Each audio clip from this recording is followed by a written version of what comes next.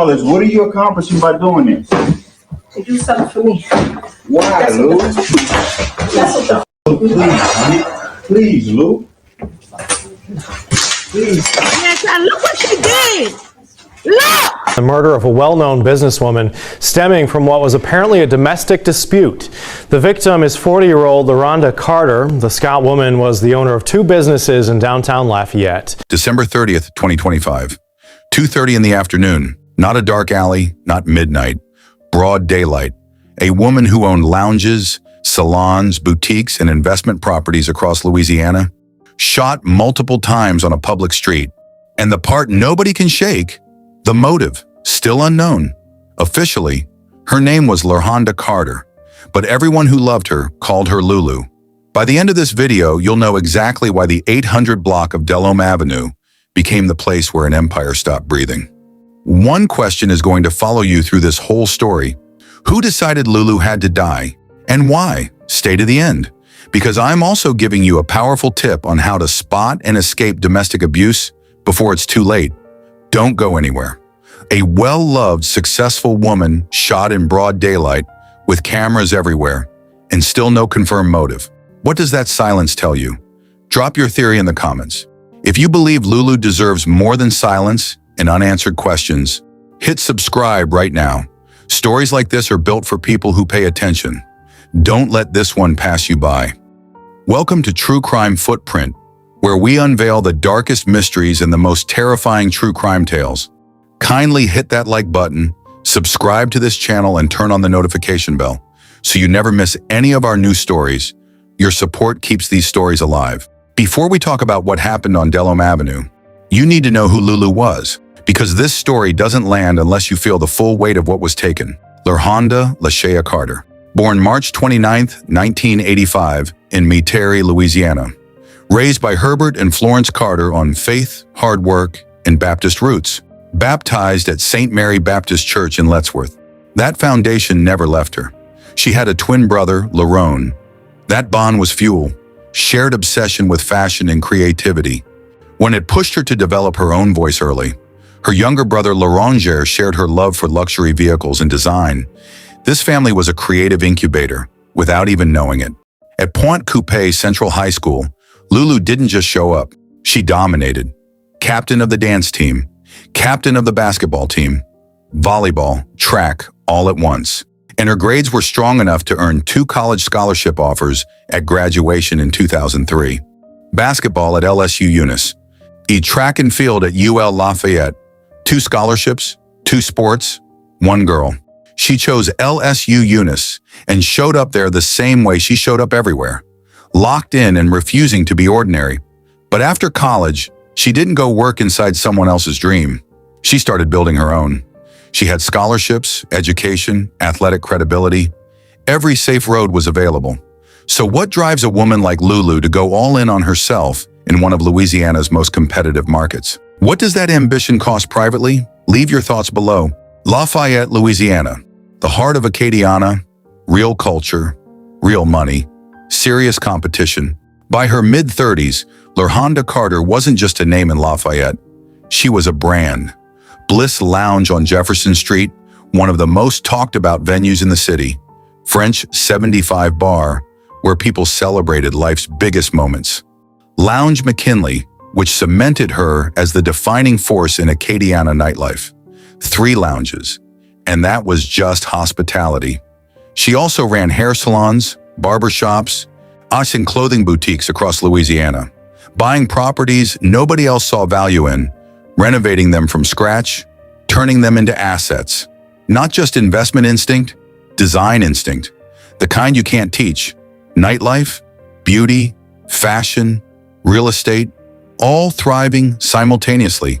As a Black woman in the South, fighting twice as hard for half the credibility before profit even enters the conversation. But here's what the headlines miss. She was mentoring other entrepreneurs and advocating for small business policy reform, using her network as a ladder for other people to climb. Her venues were where people got married, celebrated promotions, and started new chapters. She was the room. And let me say this. You see how y'all like to wait last minute for everything? If y'all wait till the last minute for this Saturday with Glock 23, okay, slinging it, I be slinging it. If you wait until the last minute, you will be stuck outside. You will not have a section. You will be stuck. When she walked in, everybody felt it. If this story is hitting you and you know someone who needs to hear it, share this video right now.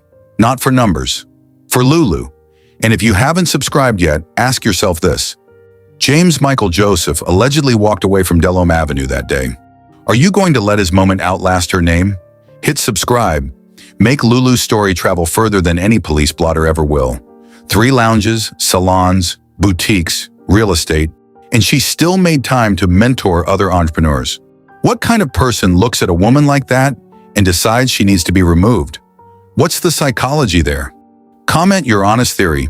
December 30th, 2025. 4 days from the new year. Lulu was 40 years old. 2:30 p.m. Gunshots on the 800 block of Delhomme Avenue.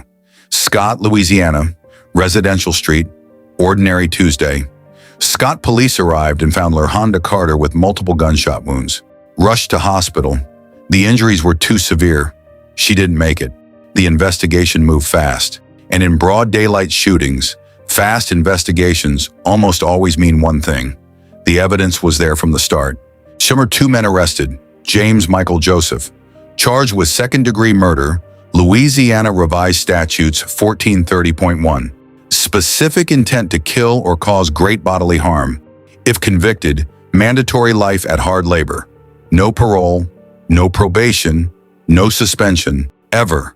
Jesse Howard Alfred Jr., charged as accessory after the fact, Louisiana. RS 1425. Helped conceal the crime after it was done. Getaway, hidden weapon, false alibi. The law covers all of it. 2 men, 1 dead woman, no confirmed motive. And that silence is deliberate. The DA is building carefully, not tipping their hand before trial. And here's what most people miss. Alfred's charge is the prosecution's pressure point. Offer him a reduced sentence for testimony against Joseph, and everything he knows about that day lands in front of a jury. Who planned it? Why? What was said before the trigger was pulled? That testimony could break this case wide open. But first, I made you a promise. One of the most dangerous patterns in abusive relationships isn't the visible violence. It's the quiet isolation that builds long before anything physical happens. When someone pulls you away from your support system, your friends, your family, the people who knew you before them, that isn't love. That is control being built around you. First warning sign, the people who know you best start saying they never see you anymore. If your partner monitors your location, phone, or finances without consent, that isn't protection. That's a trap. And by the time most people recognize it, the door is already locked. What to do? Tell a trusted person where you are at all times. Keep a private record of incidents, screenshots, voice memos, dates. Those details hold up in court. If you're ever unsafe, call the National Domestic Violence Hotline, 1-800-7997-233.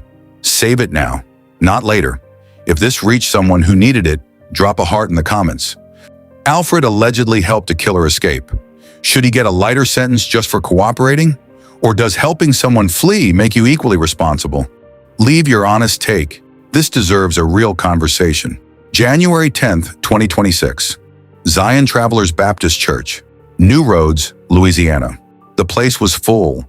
Former teammates, business partners, entrepreneurs she mentored who are still building today because she showed them how. Family who knew her since she was a little girl running track on these same streets. Everyone described the same woman, someone who changed the energy of every room she entered, who pulled people up instead of staying comfortable alone at the top. The heartbeat of her family, the light in her community. Her twin Lerhonda was there, her parents Herbert and Florence, the people who watched her go from Mayterai to the top of Acadiana's business world. And somewhere across the city, James Michael Joseph sat charged with taking all of that. The case is now moving through the 15th Judicial District Court. No verdict yet, no confirmed motive. All of Acadiana is watching. What the prosecution must prove is simple but heavy, that Joseph made a deliberate choice. At the midday timing, the public location, the accessory present. It all points toward premeditation, not impulse, a decision made in advance. That distinction is everything in a Louisiana courtroom.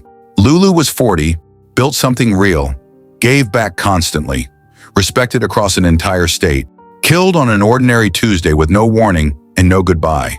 The motive is still unknown, and that question follows this case all the way to the verdict. To Herbert, Florence, Lerhonda, and Lerhonda. To everyone who ever called her Lulu. She deserved more time. May she rest in perfect peace. If Lulu's life mattered more than the way it ended, hit the like button now. Tell the algorithm this story deserves more reach. Share this with someone who needs to hear her name. Every share keeps her legacy moving. If you still haven't subscribed, go to the comments and tell me honestly why. Because if this story didn't move you enough to stay for the next one, I genuinely want to understand that. And I read every single response. Was justice truly served with only 2 arrests and still no confirmed motive? Or is there more to this story the public isn't being told? Leave your most honest answer below. Every comment keeps Lulu's story alive. To everyone who made it to the end, thank you for watching, for your attention, and for joining us on this journey of reflection. Stay informed, stay vigilant, and above all, stay safe. See you on our next video.